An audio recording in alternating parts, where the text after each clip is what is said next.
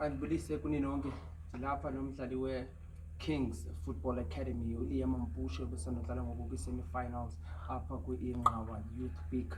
Kanti ke lo mdlali lona uzifumanele amanqaku amathathu ngelixa bebedlala ngoku kulo mdlalo usanophela. Liam, masibulise kuwe. Ndiyabulisa. Uziva njani ngalo mdlalo usanophuma kuwo ngoku?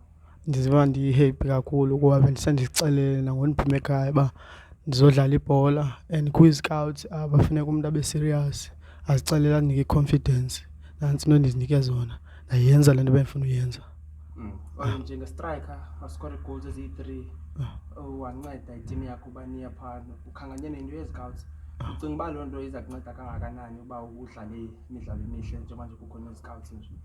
Uba izandinceda kakuhle kuba ndithathwe ndidlale ka-P_S_L njengoba nam kuba i-dream yam udlala ka-P_S_L. Ndiyeke nokuya esikolweni kuba ndiyazi uba kuyadlalwa nqama ndizapha ebaleni ndizodlala. Sibuyele kakhulu ngexesha esinike lona. Kanti ke ngoku nizawuhamba niyodlala i-final ngentsimbi yesithathu kwalapha nge-12 kaJulayi le sikuyo namhlanje. Kanti ke athini amaphupha okanye mandithi zithini ii-dreams zakho for le final nizayidlala?